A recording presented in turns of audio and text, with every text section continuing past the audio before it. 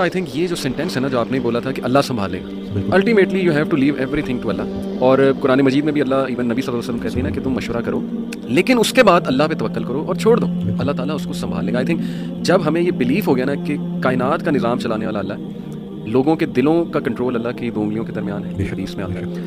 ہر چیز ایٹم بھی موو نہیں کر سکتا اللہ کی اجازت کے بغیر. اللہ الوکیل ہے جس کا مطلب ہے ڈسپوزر آف افیئرس.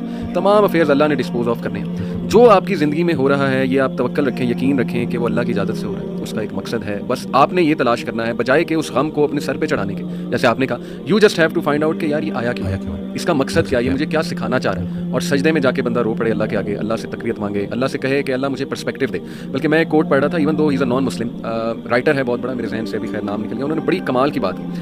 انہوں نے کہا oh my Lord make me brave and مجھے ایسی سکت دے کہ میں اپنے غم سے وہ ریزن ڈھونڈ سکوں کہ یہ آیا کیوں ہے. یعنی ایون دو از اے نان مسلم لیکن یہ کہ اتنی اس میں عقل ہے کہ وہ یہ دعا کر رہا ہے. تو یہی بات ہے کہ وزڈم فائنڈ آؤٹ کرو کہ یہ کیوں آیا ہے. اور بلکہ میں ڈاکٹر صاحب ایک میرے دوست ہیں بڑے اچھے اسکالر ہیں، انہوں نے ایک بڑی پیاری بات کی. انہوں نے کہا کہ جب بندے پہ غم آئے نا تو چلو کچھ دیر غمگین رہنا یہ نیچرل ہے، فطری ہے. رسول اللہ صلی اللہ علیہ وسلم پہ بڑے غم آئے، حضرت خدیجہ کی جو ڈیتھ تھی وہ اس سے بڑا غم نہیں تھا. The most smiling face did not smile for months. تو اٹس نیچرل اوکے، لیکن وہ رک نہیں گئے. ایسا نہیں تھا کہ وہ آئسولیشن میں چلے گئے یا ایسا نہیں تھا کہ سارے کام ٹھپ ہو گئے. کیونکہ میرے دوست نے کہا کہ دیکھو جب ہم ٹھپ ہو جاتے ہیں نا یہ پیسو شکوہ ہے اللہ سے. اتنی تو ہمت نہیں زبانی رب سے شکایت کریں، لیکن یہ کہ ہم ٹھپ ہو کے دکھاتے ہیں کہ جی بس میں تو راضی نہیں آپ کی رضا میں. انڈائریکٹلی تو ہم یہی کہہ رہے ہیں. انہوں نے کہا جو لوگ غم میں کھڑے ہو جاتے ہیں نا ان کا دل نہیں کر رہا صبح اٹھنے کا، بستر پہ پڑے رہتے ہیں. آئی ایم شیور آپ بھی ایسی کنڈیشن سے گزرے ہیں کہ اٹھنے کا دل ہی نہیں کرتا، ہمت ہی نہیں کہ جی بندے کا دل کرتا ہے میں سویا رہوں، ریالٹی میں آؤں ہی نا، مطلب ریالٹی سو بیڈ. لیکن اس وقت جو اٹھ جاتا ہے نا یقین کریں، جو ہمت پکڑتا ہے اللہ کا نام لیتا ہے، آئی تھنک یہ اللہ کو وہ یہ میسج دے رہا ہے کہ اللہ میں راضی ہوں، بس اب آپ چلائیں. صبر بھی، بلکہ میرے پاس پیشنٹ ہے تو میں نے کہا آپ نے صبر کرنا ہے، کہتے کر رہا ہوں نا. میں نے کہا کہ صبر تو ایسے کرنا ہے کہ دوسرا بندہ اپنی پریشانی بھول جائے. صبر ایسے آپ نے ڈیفائن کرنا ہے کہ دوسرا آپ کے پاس آئے اور آپ، کیونکہ یہی صبر ہے. بالکل. اب آپ کو میں دیکھ رہا ہوں آپ نے اپنے آپ کو چور چور کر دیا. اور باقی ایک اور بات کہ اپنے آنسوؤں کو لوگوں کے سامنے رائگاں مت کرنا، کیونکہ ان آنسوؤں کی خریدار رحمت پروردگار ہے، تو ان کے سامنے بہاؤ اور پھر دیکھو کہ کیا ہوتا ہے. اور باقی ایک کویشچن بہت سارے لوگ نا مجھ سے کرتے ہیں انگزائٹی سے ریلیٹڈ کہ ہمیں لگتا ہے کہ ہمارے بعد ہماری بیوی بچوں کا کیا ہوگا. تو میں یہ کہتا ہوں کہ حضرت کہتے ہیں آڈیو میں کہ جو انسان یہ سوچتا ہے کہ اس کے مرنے کے بعد اس کی بیوی بچوں کا کیا ہوگا، اس کا ایمان نامکمل ہے. اس نے پالنے والی صفت پہ ایمان ہی نہیں لایا. جن کے لیے پوری کائنات بنائی ان کو یتیمی اور غریبی سے گزارا، ان کو ماں باپ نہیں دیے، آپ کو دے دیے. ہم شکر کے مقام کو گلے میں کنورٹ کر دیتے ہیں. صحت بھی ہے، زندگی بھی ہے، اور کب تک ہے کوئی نہیں جانتا، اور جب تک ہے وہ کوئی چینج نہیں کر سکتا. تو پھر ابھی کیوں پریشانی لے؟ کیا ان بچوں کو ہم پال رہے ہیں؟ کیا ہم خود کو پال رہے ہیں؟ کیا ہم اس قابل ہیں؟ قد پہ حد کا پہرا، صحت پہ بیماری کا پہرا، اور اتنے پہروں میں پیدا کیا ہوا انسان چاہتا کیا ہے؟ آزادی. تو یہ کر کے دیکھ لیں. صحیح بات. ڈاکٹر صاحب جسٹ ٹو وائنڈ اپ، کیونکہ ہمارا یوتھ کے ریلیٹڈ کام ہے، تو آپ نے کل میری آپ سے بات ہو رہی تھی، آپ نے ایک بڑی آئی اوپننگ بات کی.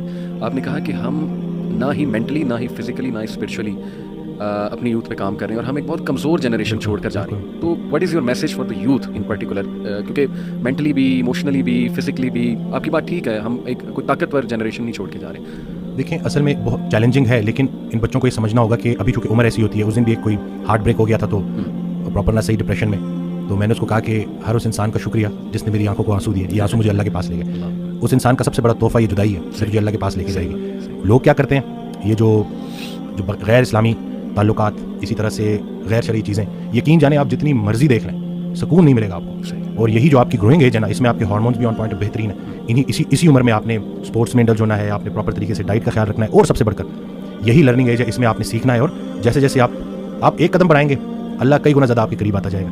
اور یہ ٹرائڈ اینڈ ٹیسٹڈ چیزیں، مجھے یہ بچپن میں سکھایا گیا تھا کہ صرف شہرت، دولت اور یہ چیزیں ہوں گی تو بس یہی سب کچھ ہے، کیونکہ ہم ادھر ادھر ہی دیکھ رہے ہیں. لیکن سب کچھ ہوتے ہوئے بھی انتہائی بڑا خلا تھا جو پورا نہیں ہو رہا تھا. تو ہم تو چلیں، وہ کہتے ہیں اگر صحیح طریقے سے اللہ کے راستے پہ نہیں آتے تو اللہ گھما کے لے کے آئے. تو ہمیں تو بہت سی چیزوں سے آپ نہیں گزریں گے انشاءاللہ ان چیزوں سے. آپ کے پاس یوٹیوب پہ کانٹینٹ موجود ہے جو خالصتاً اللہ کی رضا کے لیے لوگ بنا رہے ہیں. ہمارا جو وقت تھا، دور تھا، اس میں ٹھیک ہے ہمیں شاید اس طرح سے توجہ نہیں دی گئی، لیکن اب آپ کے پاس آپشنز ہیں، اور آپ پراپر طریقے سے جو صحیح دیکھیں. دنیا چلی گئی تو چلی گئی، دین چلا گیا تو پیچھے کیا رہ گیا. تو میں کہتا ہوں کہ دنیاوی تعلیم میں جتنا عبور حاصل کر سکتے ہیں کریں، لیکن اللہ کو بیچ میں رکھنا ہے. صحیح بات. اور دوسرا یہ کہ فائدہ بخش ہونا ہے لوگوں کے لیے، کہ آپ کی ذات سے لوگوں کو نفع ہو. تو یہ انشاءاللہ اگلی جب جنریشن ہمیں ریپلیس کرے گی تو وہ ہم کوشش کریں گے جی انشاءاللہ. اللہ کے قریب ہونے سے آپ کو مینٹل اسٹرینتھ ملے گی، پرسپیکٹیو ملے گی. جتنے بھی عظیم کام ہیں وہ غیر عظیم زمانوں میں ہوئے ہیں. غیر عظیم جہالت کے معاشرے کے ساتھ اللہ دو کام کرتا ہے، یا عذاب بھیجتا ہے یا رحمت للعالمین کو بھیجتا ہے. تو رسول اللہ صلی اللہ علیہ وسلم ہمارے دلوں میں ہے، تو جن کے دلوں میں رسول پاک صلی اللہ علیہ وسلم کی عملی محبت ہے اللہ ان پہ عذاب نہیں بھیجتا. تو نیگیٹو نہ سوچا کرے، پتہ نہیں ملک کا کیا ہوگا. نہ یہ چیزیں آپ نے بگاڑی ہیں، صحیح بات، نہ آپ یہ ٹھیک کر سکتے ہیں، اللہ ہی ٹھیک کرے گا. لیکن آپ خود کو تو ٹھیک کر سکتے ہیں نا. جس نے اپنے آپ کو پہچانا اس نے اپنے رب کو پہچانا.